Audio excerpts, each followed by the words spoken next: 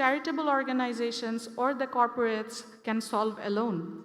This is precisely where the idea of social business becomes more powerful. Pioneered by Nobel Peace Laureate Professor Muhammad Yunus, social business challenges us to rethink the very purpose of enterprise. Instead of asking, how much profit can we generate? It asks, how many lives we can improve while remaining financially sustainable. Today's discussion invites us to look beyond quarterly earnings or shareholder returns. It encourages us to explore how innovation, technology, responsible leadership, and collaboration can redefine success for the next generation. With that, it is my pleasure to begin our plenary discussion. Ladies and gentlemen, again, welcome to Beyond Profit, Redefining Business for the Next Generation. Okay, let me have a seat there so that I can ask the question. Okay.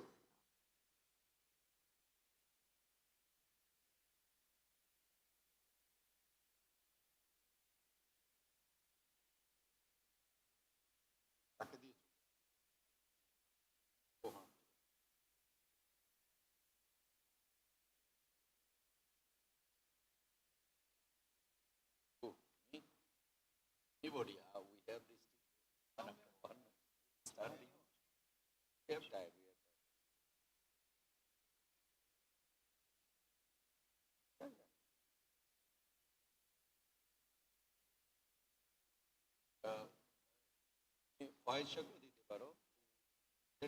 Set the tone. Yes. Now I know why you got me here. Yes. Yes, Cynthia. You set the tone. He will start and we will take part. I'll give clarity of professor. Sorry.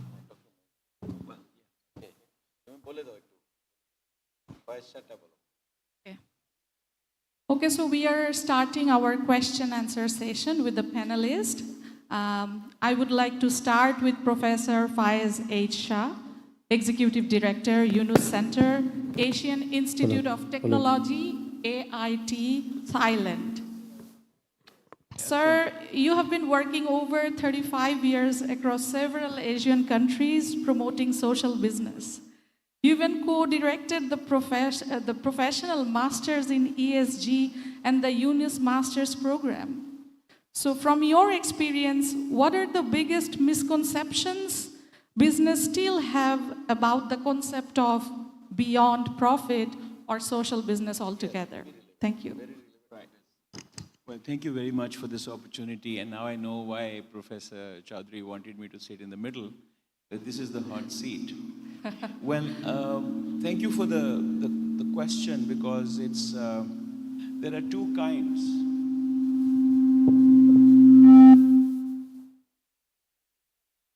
There are two kinds of approaches that we take to understanding misconceptions. One set of misconceptions is driven by our attitudes in society and how we as communities, as societies, as business communities perceive ourselves as members of or productive members of society. That's one side. The second one is how we are conditioned to respond from regulatory pressures, from competitive pressures, from supply chain and globalization issues, and from the drive for profit. Both these misconceptions are still misconceptions, but one is changeable, the first one, because they are behavioral and societal. The others most likely do not, because they are driven as a reaction to external forces. So actually I had a speech written, but I thought, this would probably be a bit long. But I will pick up some points from there, and if you allow me, I will pick up some most common misconceptions that everywhere that I've been, I've found to happen. First of all, let me go a step back and unpack where I have been. I started as a teacher in a university. like most of my colleagues did. But 6, 7 years into the whole thing, I realized that I had to break out of my academic world. And so I ended up with development. So worked for the UN, international NGOs, and so on as my trajectory of work continued. And while I was doing that, I realized that, well, I didn't realize, I was offered an opportunity to enter the world of corporate and as a manufacturer.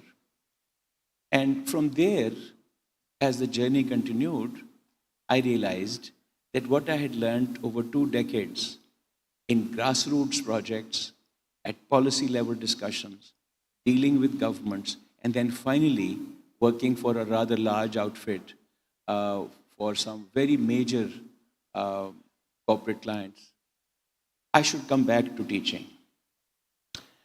So the reason I explain this is not to tell you how wonderfully versatile my experience has been, but to show that the misconceptions that I am going to share with you are grounded not in a unidimensional or a single sector experience.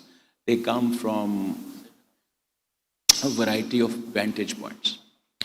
The first thing that everybody I have talked to, worked with, seems to feel about CSR, ESG, social responsibility, shared value, is that this is a freestanding, self-contained aspect of business. We should realize, and we do most of us, particularly in the Yunus family, that responsibility, being a nice citizen, being a responsible person in community, is not divorced from the rest of our being. In order to survive as people, we must present a socially acceptable form of behavior. That's why we are considered to be good friends, good neighbors, good parents, etc. Not because of just a unidimensional aspect of our personality, which might be earning good income or being a good teacher or dealing well in our business, but a composite nature that we project to society. So CSR or responsible business or social responsibility business is just one facet of a corporate personality. You cannot have a personality that is devoid of certain very important social values. We have seen that in some of our corporate leaders who we seem to quote with quite distinct regularity, where we point out to their flaws, their lack of sensitivity to human condition, their lack of sensitivity to anything that has nothing to do with their business and profits making. Those are people mentioned for condemnation, not for adulation. That is the first misconception. Most people who feel that being socially responsible is something that the business can have a second thought about or may come back after they've made a killing in their profits, etc., is a fallacy. It's a major misconception. I would like to, in fact, refer to our Honorable Chief Guest's comment on that as well. It's clear that we also, this is the second misconception that I'm coming to, and he's referred to it very kindly. We seem to feel that the profit-making side of business is different from the humanitarian side of business.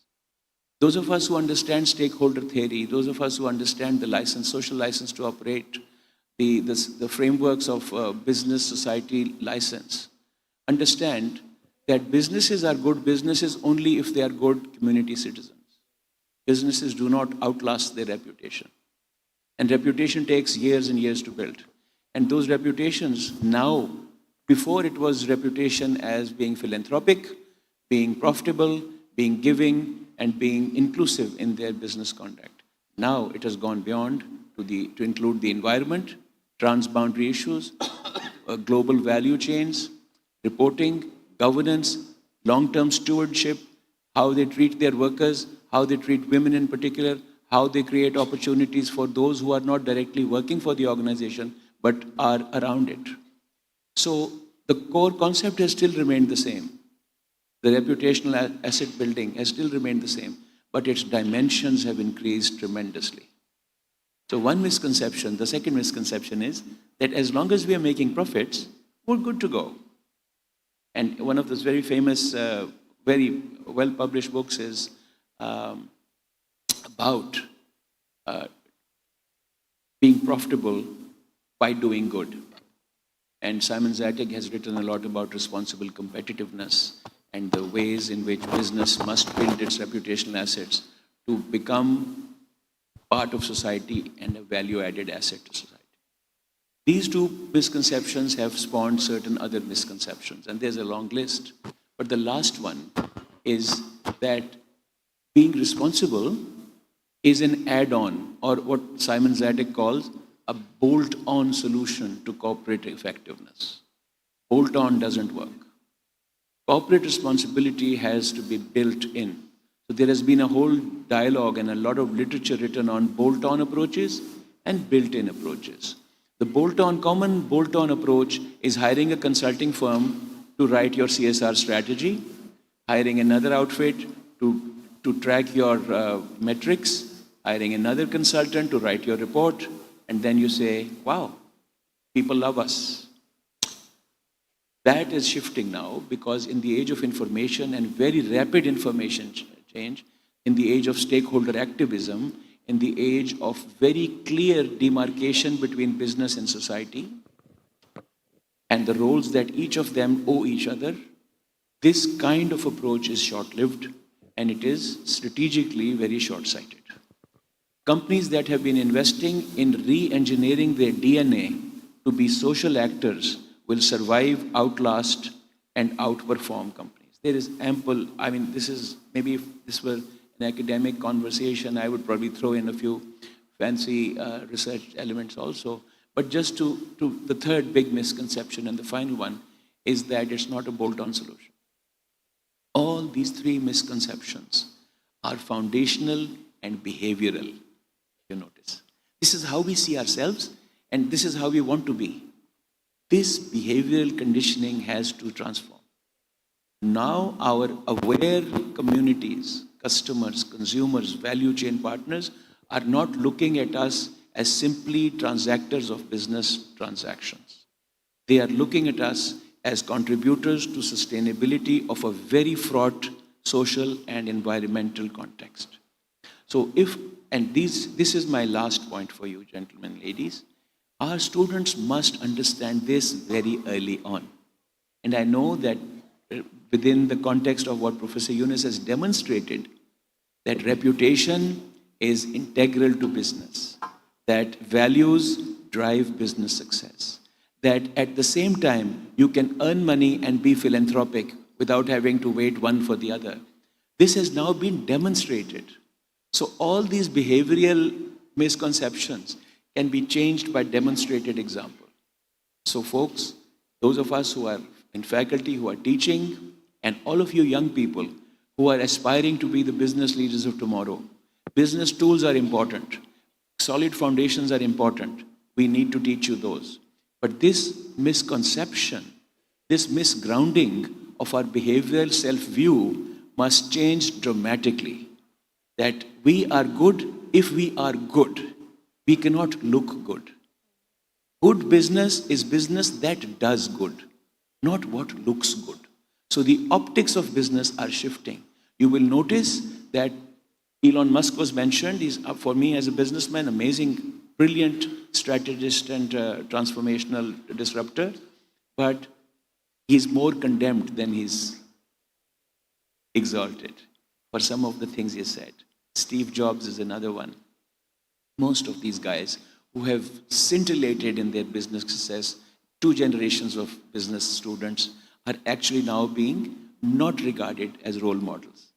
This, what we used to call in our business school days, the passionate pursuit of profits, has been hedged now by the passionate pursuit of responsible profits. So that's my last message. I hope it's registered. My speech is much longer and it's available in writing. So if anybody's interested, I'm quite happy to throw it out and you can take a look and then criticize me for it. Thank you very much. Thank you very much, sir. Yes, we cannot fake it in any way, right? If we will be good if you are good, right? So we have to be good genuinely. So thanks for sharing your detailed thoughts and insights. and dividing into foundational and behavioral one. I think I would pick one point that you have brought, the highlighting the aspect of the sense of responsibility, because our topic is related to the next generation, and the majority of the audience belong to Gen Z. And then, of course, when it comes to next generation, we also need to think about the Gen Alpha. I have a Gen Alpha at home, and I know how different their thought processes are. So they question almost everything. So they don't like to go in the traditional way. So I have a question that's related to this next generation, that how Gen Alpha will see business in future, and what skills they might need, and how AIT is working on that. So if you could briefly answer that. Yeah. I would like to quote Professor Yunus from his initial remarks at the Social Business Day celebrations that some of you might have attended.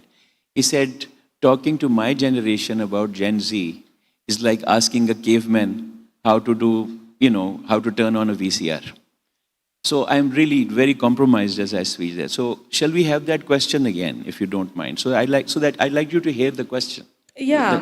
How Gen Alpha will see business in future, and what skills they might need, and how Asian Institute of Technology is working on it. 3 parts to that question, and thank you for repeating it. Yeah. There's the Gen Z question, there's the future question, and then there's AIT. Of course, AIT, as some of you may know, is one of the most preeminent universities in the region. We're very proud to be associated with it, and particularly because it is the first named UNIS center outside of Dhaka. And I've had the privilege of running it now for some time.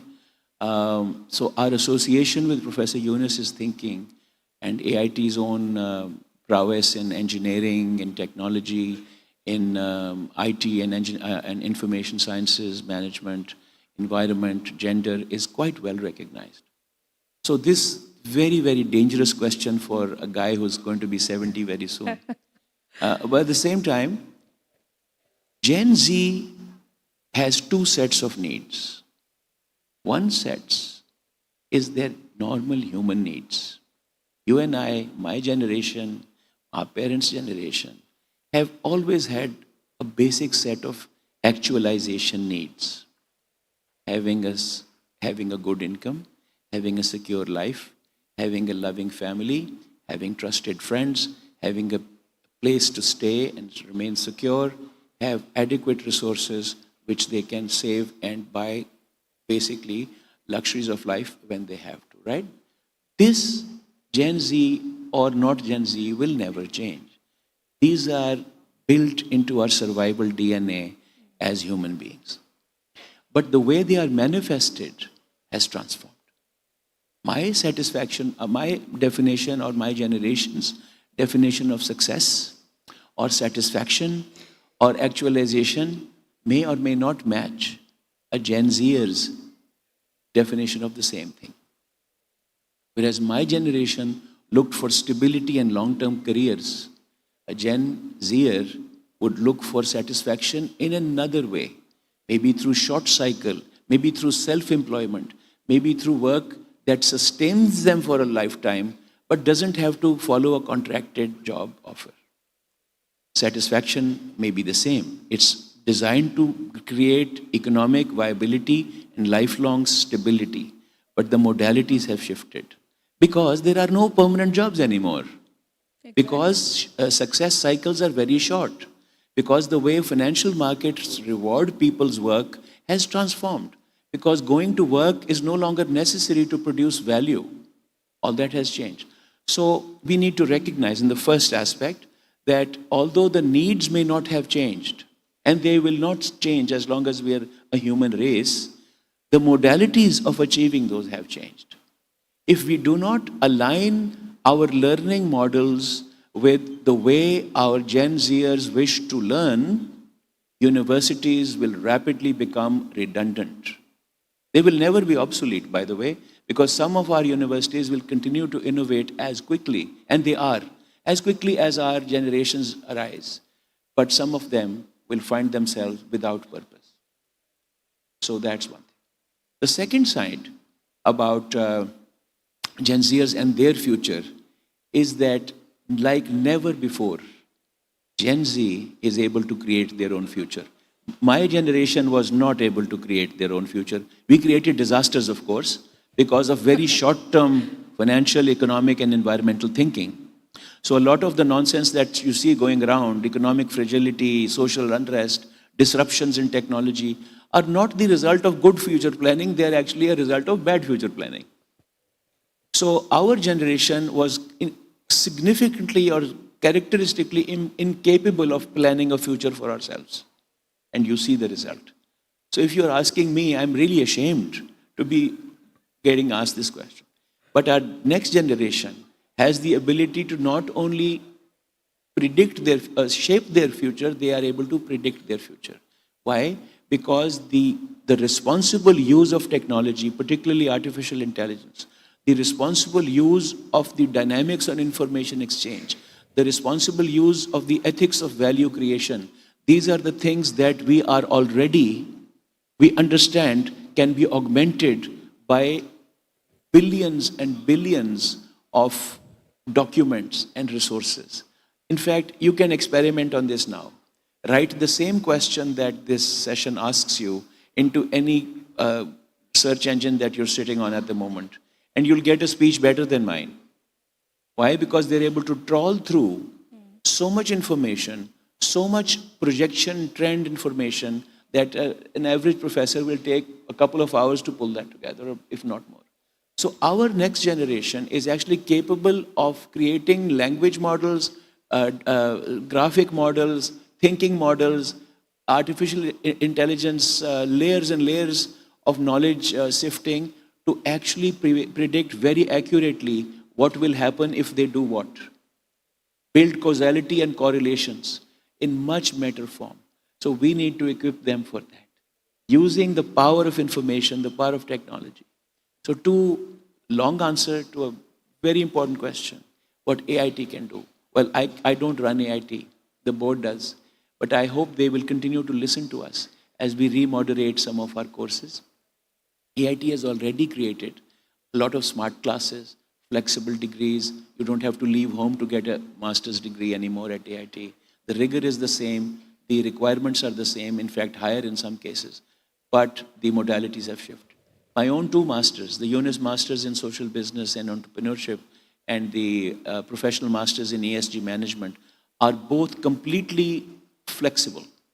You can take them online, you can come into class, these are synchronous models, you can do your assignments in class, send them online, you can do so many things without ever coming into direct physical contact with a classroom or teachers or students. By the same time, the assessments, the rigor of the curriculum, and the traditional stuff that universities must do, which is their role, is not changed. Which means we are always trying to be progressing. We are halfway into the ideal model where a seamless hybrid interface can work. It has still not worked. We are still experimenting, and most of my colleagues here are probably ahead or behind or whatever with what AIT is doing. But if AIT is able to overcome this idea of a seamless knowledge interface where experiential learning is embedded into practical learning and theoretical foundations, we will have we would have found the magic bullet. But it's going to be a while to do that. It will take a lot of cross-denominational, transdisciplinary collaborations and also transformational changes in pedagogical models and the taxonomies of learning that we currently have to achieve that. But I hope and pray that even if I'm not around, my colleagues will be there to be at the forefront of completely transforming the pedagogical basis of leadership education. Thank you very much, sir. Sir, you see, you are not ready for this, but how nicely you explained everything. So these Gen Zs or Gen Alpha, they want a bit more flexibility, I think. In our time, it was only public institutions. Now, for privatization, they have also lots of options to switch and everything. Thanks a lot, sir. Now, I will move to our VC, sir, Professor Abdul Handan Chaudhary, Vice Chancellor, North South University. Sir, you have been an academic, an economist, a statistician, currently the VC of North-South University, and also the chairman of Grameen Bank. With over 38 years of experience in the academia, what is your view on this? That the universities have traditionally prepared graduates for employment, but there is an urgency of preparing graduates to solve society's biggest challenges. How do you see the role of higher education evolving in nurturing future social business leaders? And I would also like to add one, if you could readdress our special guest's keynote speech, and if you can respond to that as well. Oh, Thank you, sir. Thank you very much. Am I audible? Yes, sir. All right, thank you. Thank you very much. First of all, with my long, attachment with the business school, both in the country and also overseas, I think our generation truly understand the problems and issues that we have been actually observing in across the world, how wealth concentration has happened. In the keynote speech today, the chief guest, he was mentioning even profit-making business, how even a single person could, concentrate the big, chunk of the economy, the trillionaires. Like, he gave the example of Elon Musk. The wealth concentration, the way it is going on, it will clearly create enormous problem in the upcoming days in terms of segregating the whole world, people, those who will have and those who will not have, wealth or even, excess of money or currency. Okay. Now, why we are talking about those things in the business school, I recognize when Professor Yunus started his journey in 1976 in a rural village in Jobra, starting, giving money to the poor people, poor women particularly. Why did he start that things? Because he was observing that the conventional banking system do not believe giving money to people, those who do not have access to capital or access to money. So, and he was actually challenging the conventional, economic structure. Because if you go to the Adam Smith concept of the economic structure, it is basically a self-interest based, self-centric economic structure where economy and the economic structure will allow people or corporations to concentrate money, and most people are going to be out of, excess of money. And here in Bangladesh, the land or the soil of the ground was not that easy at that time to change the conventional way of providing money through a banking system, and he challenged that things, and he was the one who actually devised an alternative way of giving money without collateral, with all sort of alternative options, the way the conventional bank has to give. You remember that conventional bank yet till now believes that people, those who have money, they are the one they can get more money. That's not something that in a flat world that we can actually think of actually right now.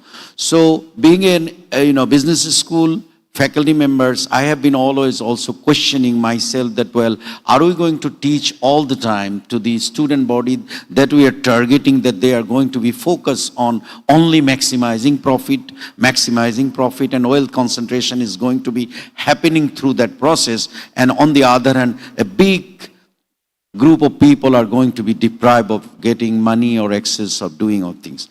Rather than that, he was trying to actually redefine the success.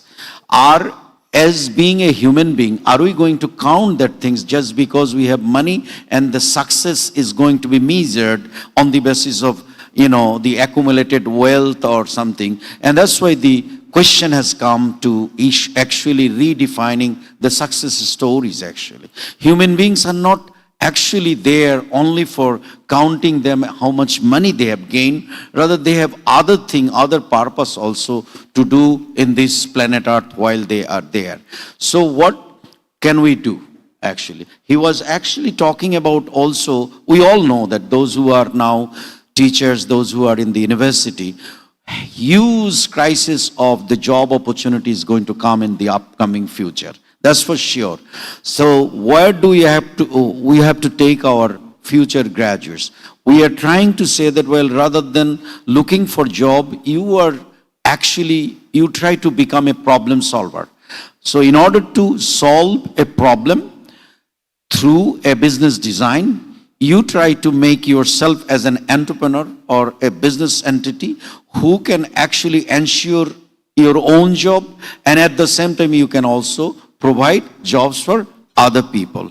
But you have to have a purpose on the business, that the business that you are designing, you are actually targeting one problem to resolve. And when you do attack one single problem, you should be able to do the businesses, and also actually that business can also be sustainable. There is a misconception today, even we have got, that whether the student understand that the social business is not a profit-making business. Social business truly a profit-making business. You can go for profit, no problem. There is nothing problem, no problem. All you need to address that whether you are actually resolving a social cause. That social cause has to be resolved through a business that you are actually doing. This business actually going to make profit. It will have surplus, and the surplus are going to be reinvesting in the same business or other social causes business, so that you can actually enhance the capacity of the business in terms of, resolving other issues, other problems in the society. So there is nothing, no conflict with the profit-making business and the social business. Social business is actually telling you that your reinvestment also has to go for a cause-driven businesses, and whether we teach those things or give those lessons to the student that the upcoming generation are going to look for is solving a problem through designing a business. And that's why today in the summit, we have kept some socially, innovative business plan over here in the ground, so that the young generation, they understand that there are many problems and issues going on in this society, in every society, and am I or will I be able to resolve a social problem through designing a business problem. So we are not against even that my students are not going to look for job.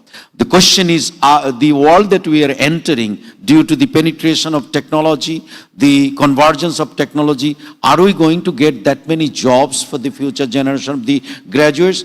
Those who are teachers over here, that the president of the Albuquerque University and from, Taiwan, University, and IOBAT, AIT, we all believe that, well, there will not be that many possibility for the jobs, So we have to direct a student that you try to focus on your entrepreneurial learning. And that's why the experiential learning, that is something that we would like to bring in the campus environment, so that the students learn things from experiment and they can go for their own career and creating jobs.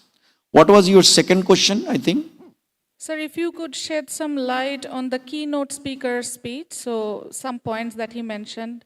Yeah, our keynote speakers, I think he was a very elite individuals. He tried to actually get the two terminology of social and business. He was trying to put that questions to us, that whether social and business, these two terminology can go together.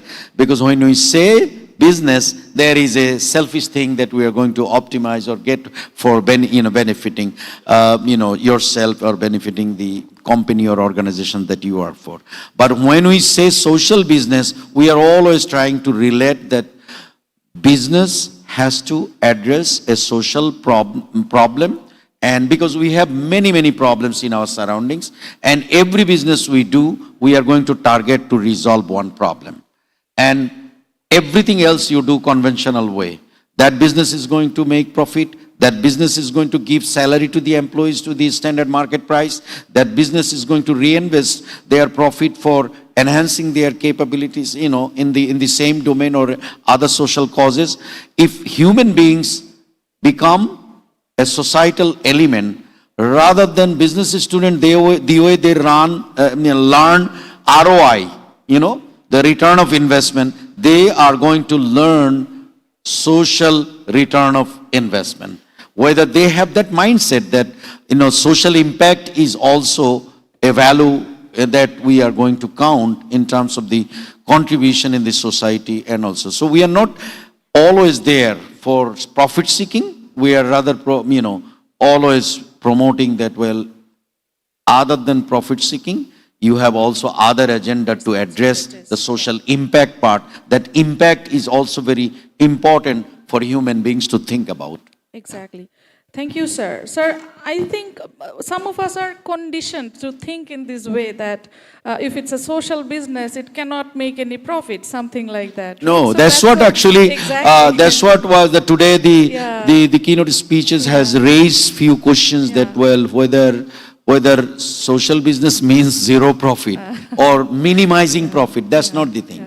Actually, social business is a business just like a conventional business, but you have limitation that no dividend after the investment, or you are going to put forward, your surplus money for the same cause or other causes in the society.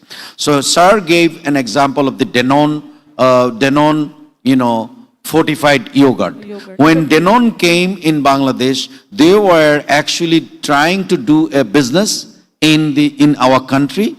From our side, from Bangladesh part, we said that you design a business plan for Bangladesh market so that you are going to address the cause of the malnutrition children. They are going to get fortified yogurt with low cost of price, and we are going to address the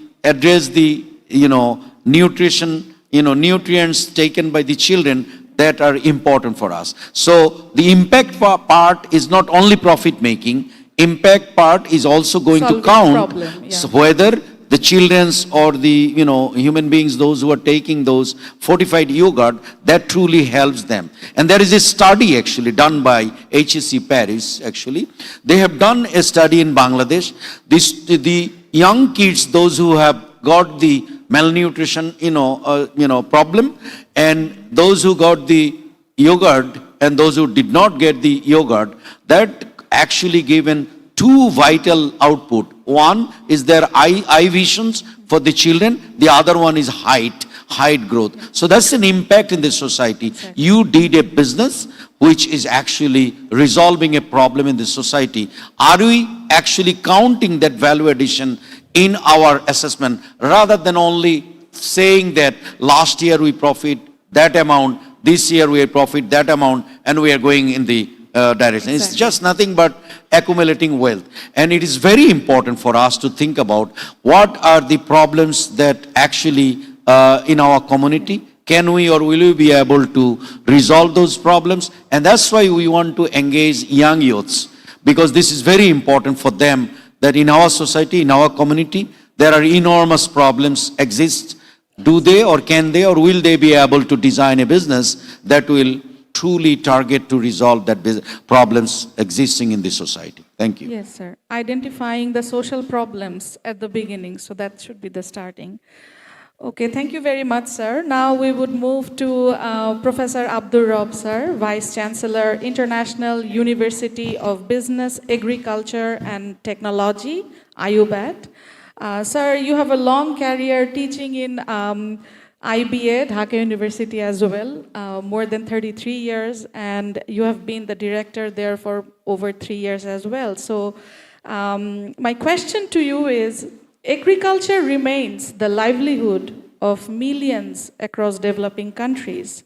What role can social business play in transforming agriculture into a more sustainable and inclusive sector? And also maybe I would like to add another one, that how can we promote the agropreneurs, like the entrepreneurs in this sector? Thank you. Thank you.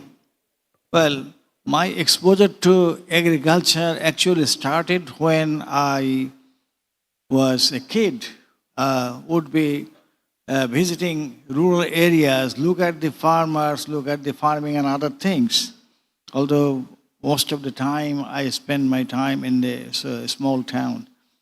But then I got into this agriculture area once again when I became the Vice Chancellor of IUBAT, which has agriculture as one of the focused department, you know. The name itself contains agriculture, business, agriculture, and technology. Okay, so there is going on a tremendous change in the rural areas. You see, absentee landlords are increasing in number. That means many lands are not being cultivated because the landlords are outside. They do not engage in farming. Next, second is that earlier this land would be taken up by poorer farmers, would be cultivating them. Now their number is also declining. And you know, because of the spread of education in the rural areas, the children of the farmers do not want to go back to village anymore. They would like to seek job in the towns and cities and so on. They look for white-collar jobs. Now, what will happen in this situation? Well, this is not something new with Bangladesh. It has happened in other developing, other countries also.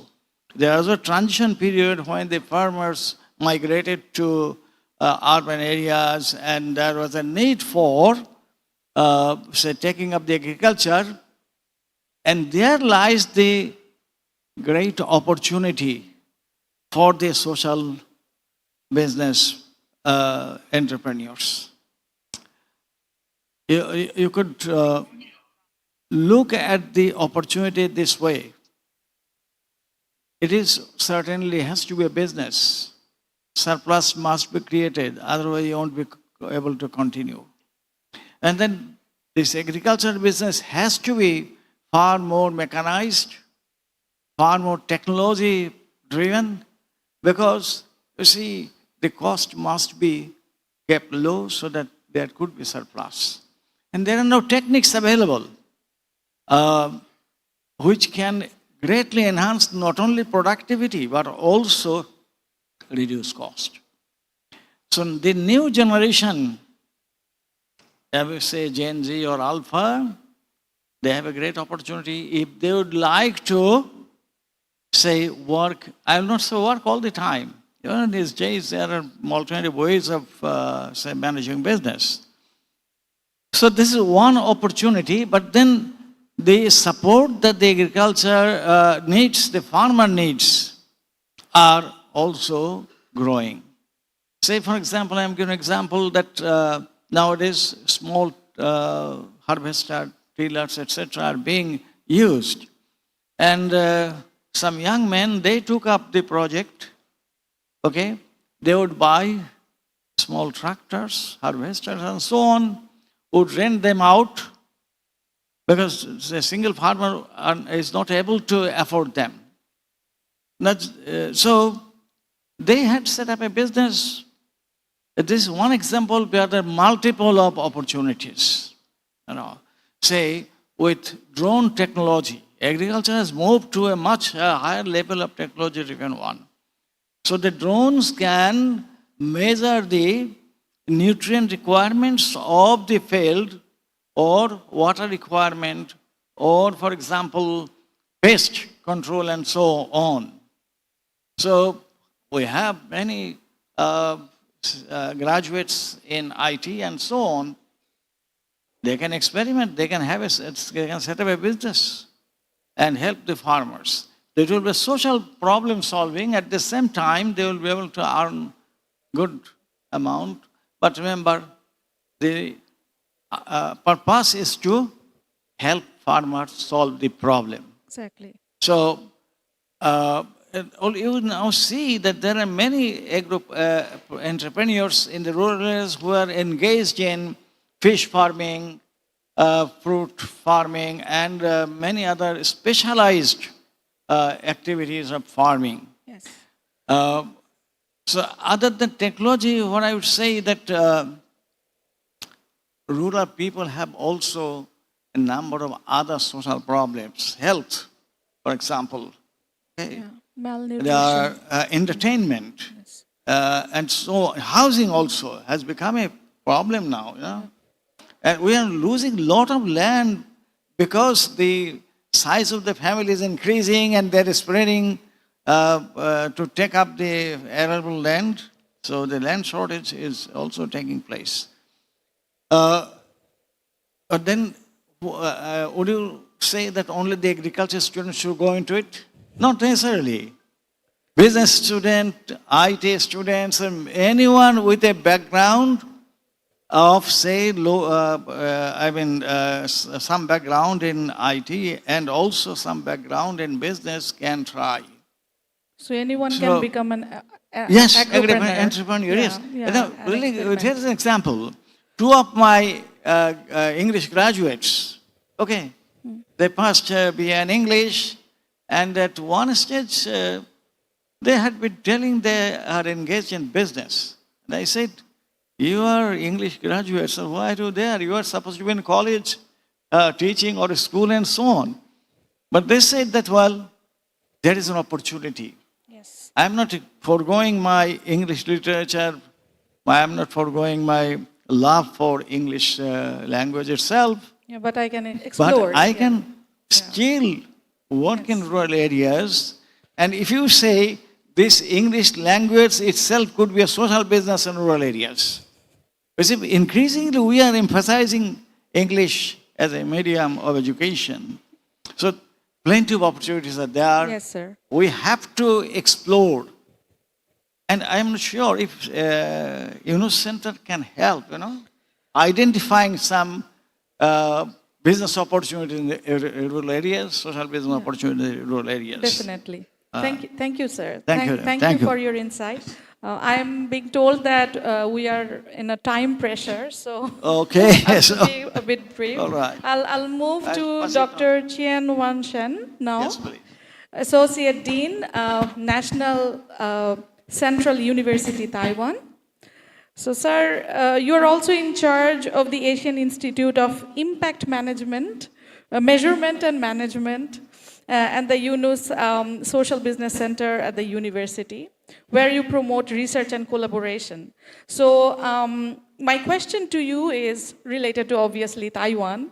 So Taiwan is recognized for innovation and technology. How can emerging technologies such as artificial intelligence, digital platforms, and smart manufacturing can be leveraged to create greater social impact rather than simply increasing efficiency? So if you could briefly shed some light on it. Okay. Let me try to make it short. Yeah, Yeah, I think great. before that, I will mention about some fact. Fact number one, the most valuable company in the world is NVIDIA, right? It's not Apple, it's not SpaceX, it's NVIDIA. And the founder is from Taiwan. Jensen Huang is from Taiwan. And secondly, the sixth most valuable company in the world now is a company you probably not familiar with. It's called TSMC. It's a Taiwan Semiconductor Manufacturing Corporation. Okay, the sixth most valuable company in the world. Actually, I think it has the most advanced technology about the 2 nanometer, 2 nanometer transistor actually can help to build the most advanced chips, used for rocket, supercomputer, this kind of, high-tech device. And the third fact is only about 1 month ago, Taiwan's stock market actually surpassed France, Germany, Canada, South Korea, and India, now become the fifth. Amazing. Yes, the fifth most valuable stock market in the world. So yes, just we think this year we continue to surpass. So you can see a lot of capital actually now come to Taiwan because the AI technology. But all of a sudden people just wonder why all of a sudden Taiwan become the center of AI. I have to say it's not just few years, it's decades of effort. And another fact I want to mention about how many population you guess in Taiwan. The population of Taiwan, actually only about 23 million.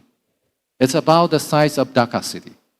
Okay, so this is maybe you call efficiency. Yeah, Yes, of so course. if only 23 million Yeah. people can do something like very remarkable achievement. But I have to somehow to summarize, to answer this question, I want to summarize the success factor, why we can do that. I think first of all, it's about a very clear, ambitious vision with policy and execution. Yes. I think this is one thing very important because I think, go back to about 60 years ago, we sent the former prime minister, they sent a group of scientists to the state, learn the most advanced technology. And then after that, they don't push them to go back to the university, They somehow we established a research institute called Industrial Technology Research Institute. It's not to publish paper. Actually, their key mission is to develop technology and then can somehow share this technology to startup, to entrepreneur. They would like to share the technology.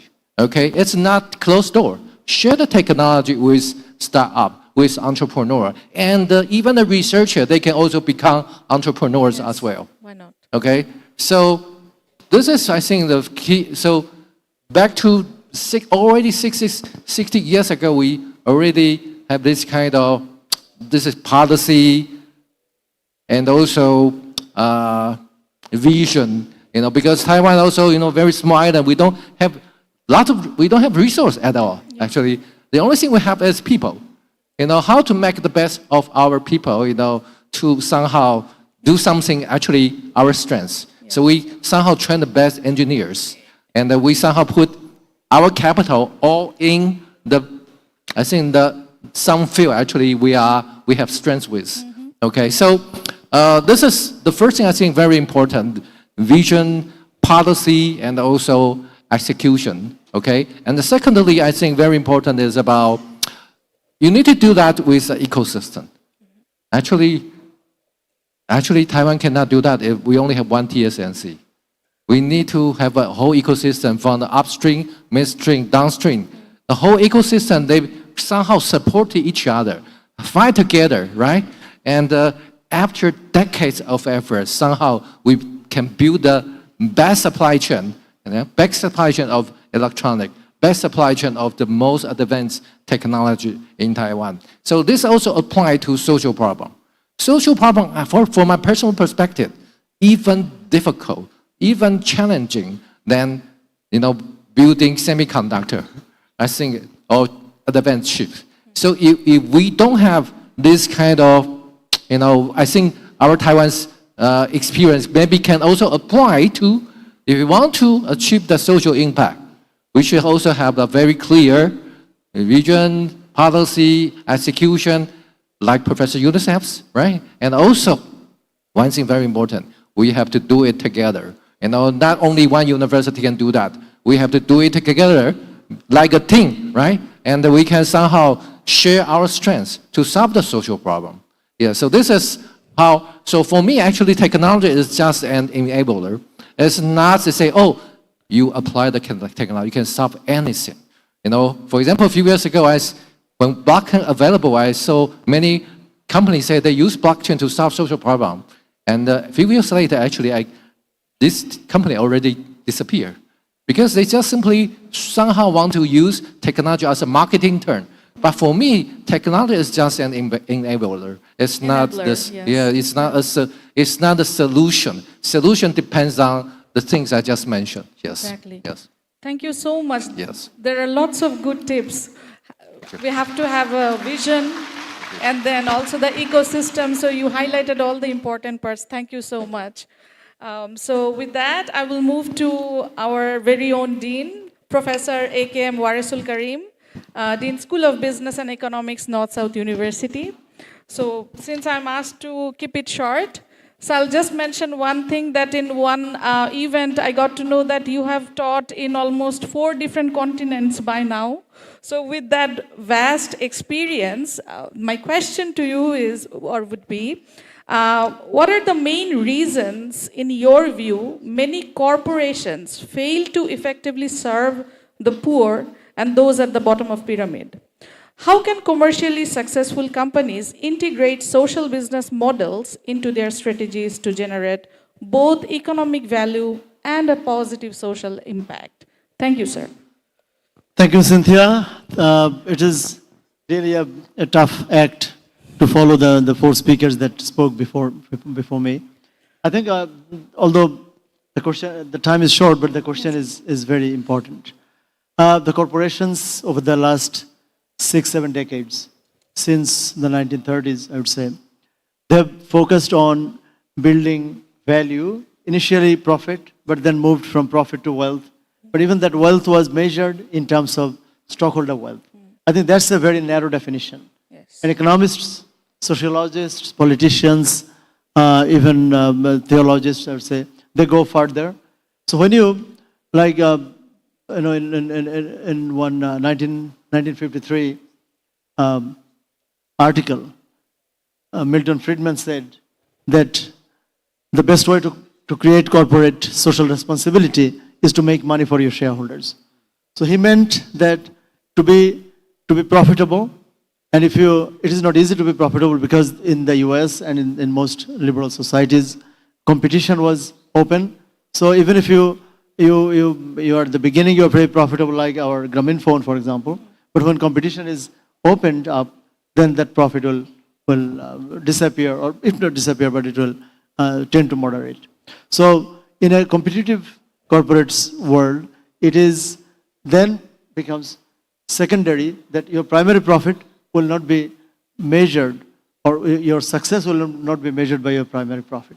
So we then move to other metric, as I said, the corporate wealth. Yes. But that wealth was limited to stock market wealth.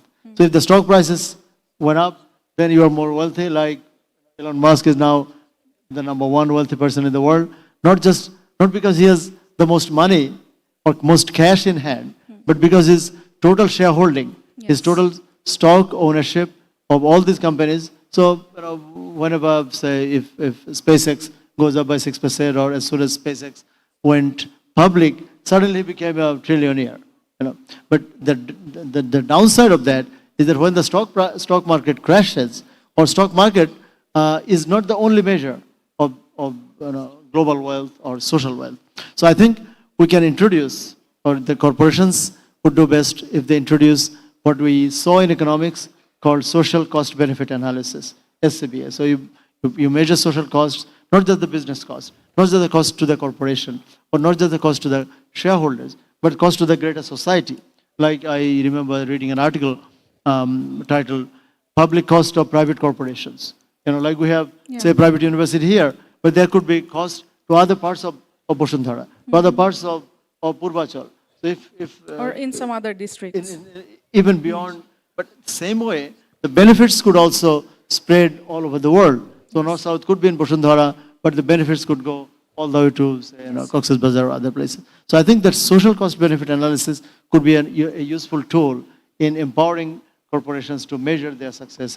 But the challenge there, before I finish, the challenge is how to segregate that benefit. Say public benefit is such a thing that it is impossible to channel it to the particular user, because when you sell it, or when you make people subscribe, we have to pay for it. We have to make them pay for it. So if we can't channel the benefits, say, to you particularly, we can't send an invoice. And that's one of the challenges. But nowadays, with, say, healthcare, with education, social business doesn't mean the society, like, it doesn't have to be macro. You can address, as the other speaker said, a social issue, but still have products and services targeted to individuals. like in healthcare, for example, vaccination, Yeah. Or IT say support, mental education. health, mental health, education, poverty, particularly during pandemics or other things, and water pollution in Bangladesh, I think, is a rife case of social business because poverty is so widespread here, and also the air and water pollution. I find two biggest challenges to bringing foreign investment in this country is not that we don't have high return on investment, but our air and water are so polluted, and our education and healthcare are so mediocre that you wouldn't want to bring your children here because you could be an engineer from China or Taiwan, but where would your children go? Anyway, so I think with those individualized products that could be sold or packaged for individual consumers, then social business can address that social cost benefit analysis. Thank you. Thank you, sir, for your insight. Okay, so before I go to the last panelist, I want to maybe ensure the level of energy of the audience, maybe. Can we see the hands supporting Brazil? I could see. Okay. Okay, Argentina? Okay, we all could see who won, right? Already? Okay, my next question, can we raise our hands? How many of us know how to swim? Like swimming? Okay. So how many of you learn swimming through reading the books or watching the tutorials? How to swim? No one. Exactly, no one. So that brings to the next question and the next panelist, because if we do not practice, there won't be any use of any skill or knowledge that we learn in our university. So we have to learn how can we apply this, otherwise there won't be any usage. So now with that tone, I'm moving to our last but not the least panelist. Professor Dato Engineer Dr. Muhammad Saleh bin Zafar, Vice Chancellor and President Al-Bukhari International University, Malaysia.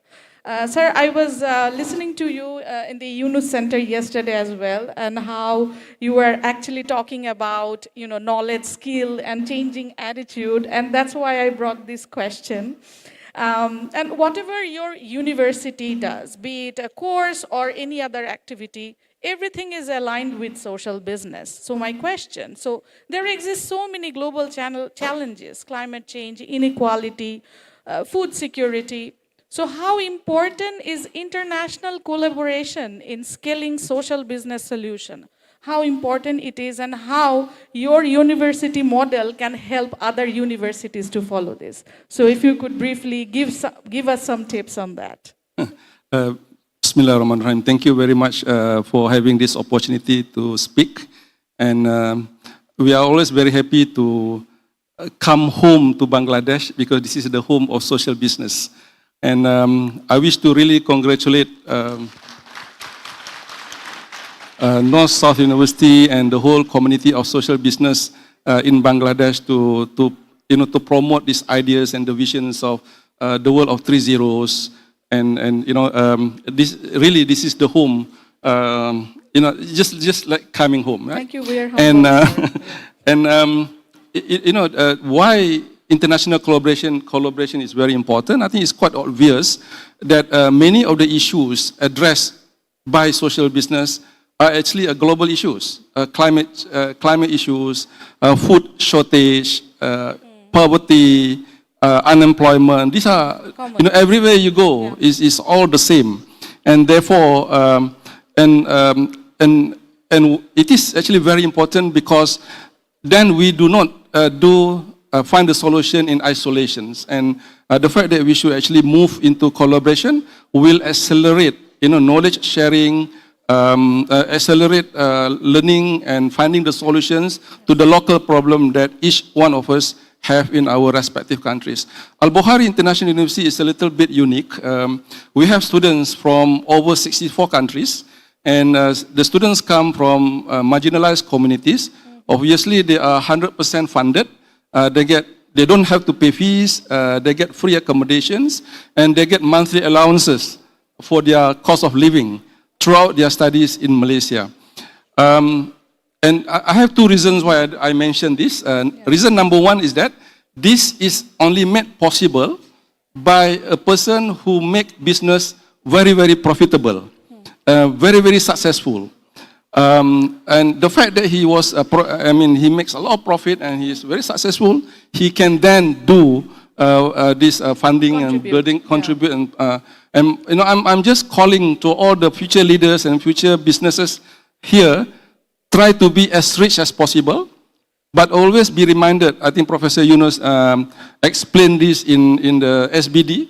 He talked about selfishness, but at the same time, we all must be selfless, meaning to say, selflessness must be coming together or along with what we talk about profit and all these things. Exactly. And the other reason why I think this is also very, very relevant in terms of collaboration, our students that come from over 60 countries would then, we have a project on our campus that says every single student or the students who needs to come up with solutions for their problem in their respective countries. A student from Uganda, a student from Tanzania, even student from Bangladesh. By the way, we have a large population of students from Bangladesh.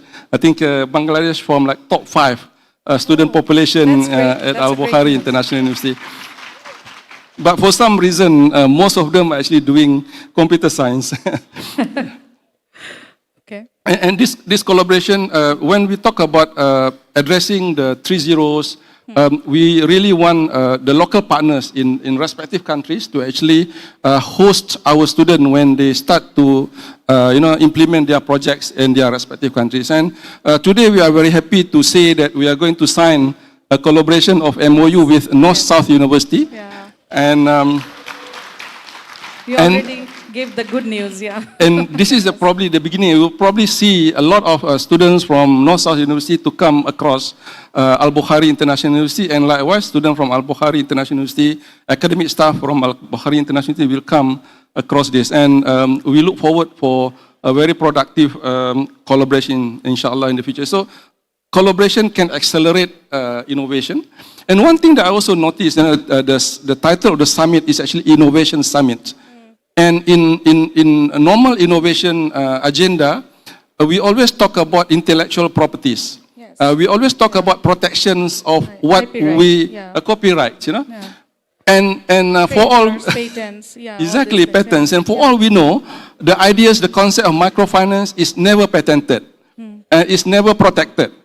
And this is the beauty of social business and social innovation, which is something that I think Professor Yunus have extremely, has well explained this very well in a way that credits is a form of human rights, and therefore there is no need for protections. And this is probably the first. I'm an engineer by training myself, and we talk about intellectual property protections, maximizing profit, but now I'm a converted social business believer in social business, that this has actually carried forward, that brings much greater impact. So you're a stronger believer then, because you have seen that both ways.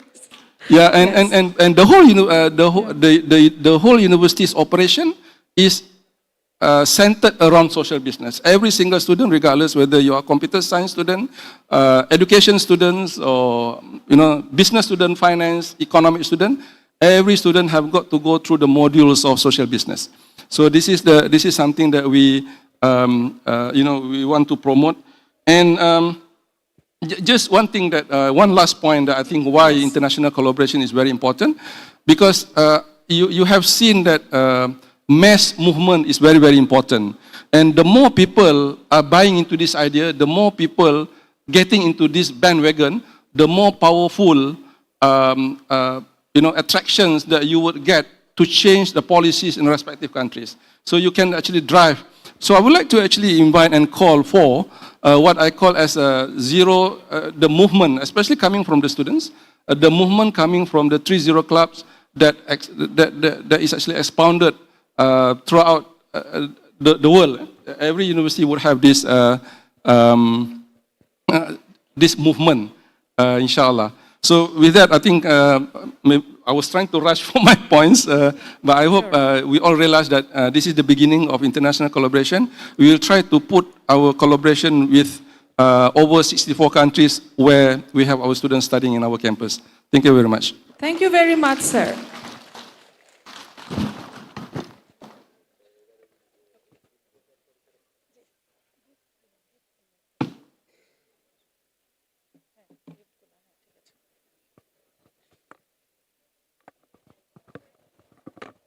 Thanks a lot, all of you. So today's discussion reminds us that profit and purpose are not opposing forces.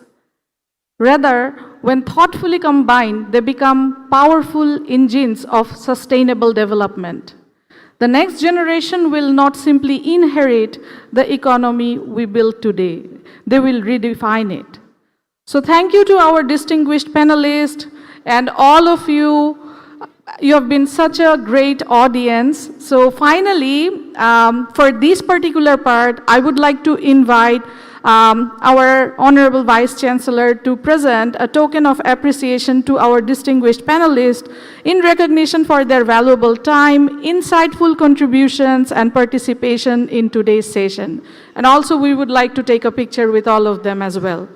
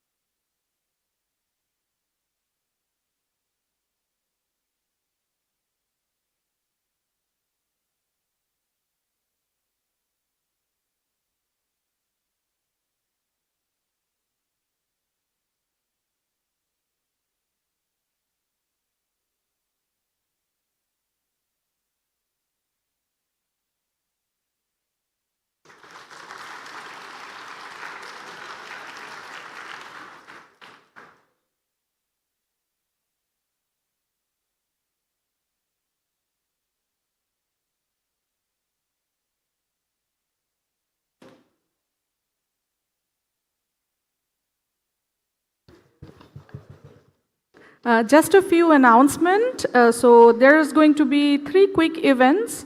So the launch of NSU Sustainability Report is going to take place in a while. So I would like to request Professor Sharif Nurul Ahakam, Director, CSIS NSU, to come on the stage to attend this.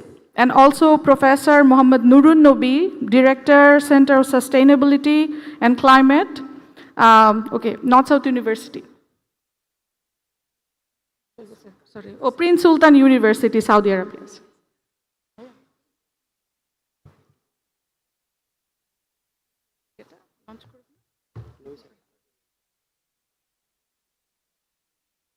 No, just sustainability. We have the hard copy, but it's sustainability. They will get the QR code and scan it.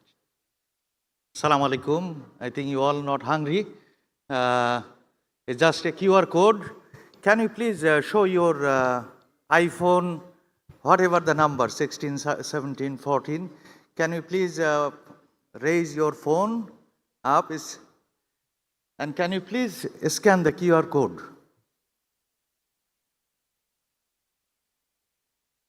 I hope the QR code is working.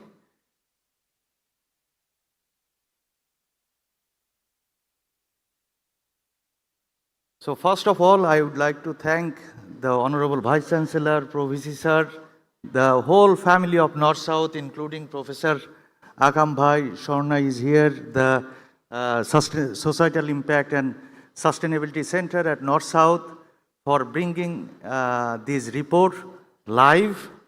It is available in our North-South website. And last but not the least, this is the first ever sustainability report for North-South University. So as one of the panelists said, this is the beginning for North-South University for the sustainability journey. And together, inshallah, we'll make a better Bangladesh, better world, and better future. Thank you so much. Thank you. If you could please stand over there, we'll just take a seat over there. I think we'll take a picture. Actually, that বসলেও হবে sir, রবি sir, আপনি একটু ওখানে একটু বসুন। হ্যাঁ sir আমরা এই ইয়াটা সহ একটা ছবি নিয়েছি।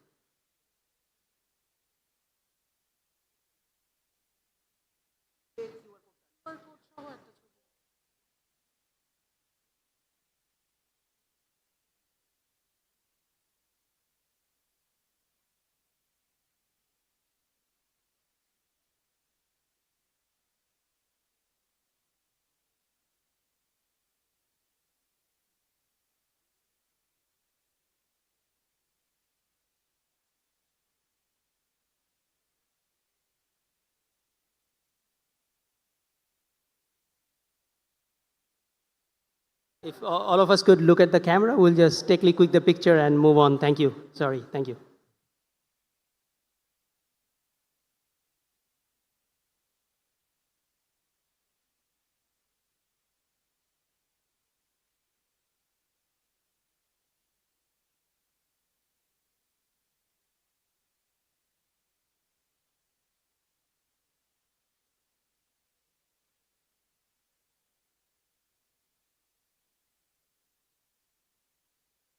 Thank you very much. Now, we again have a auspicious little event where we sign a memorandum of understanding between North-South University and Al-Bukhari International University. For this, in addition to our guests here, may I also please request Professor Dr. Mohammad Abdullah Mehmedi, Deputy Vice Chancellor of Al-Bukhari International University, to join us on stage.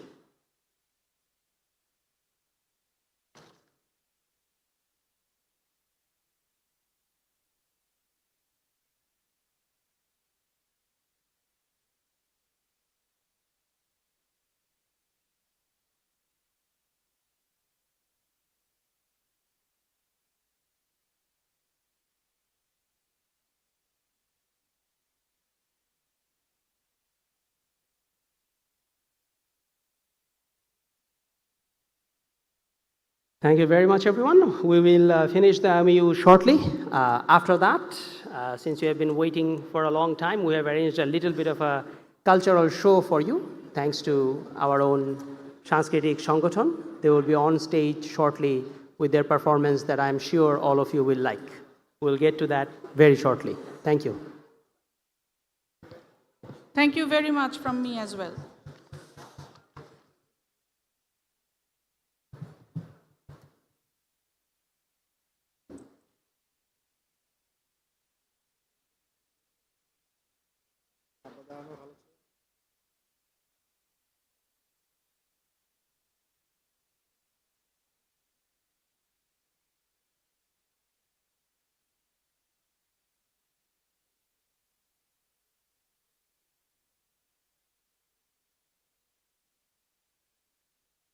সিগনেচারটা একটা focus করেছো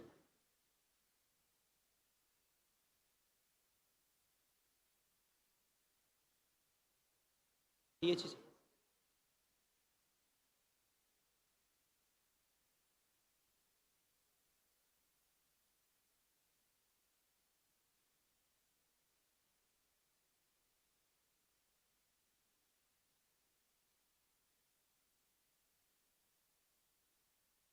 Thank you. And thus, the Mutual Cooperation Pact is sealed.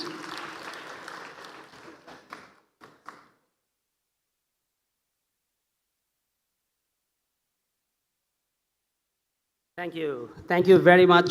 Thank you to all of our panelists, to all of the guests on stage. Thank you very, very much for your valuable time to have given this to us in North-South University. We sincerely appreciate it. Now I will kindly request all of our guests to please take your seats and enjoy the cultural show, which will begin very shortly. Thank you.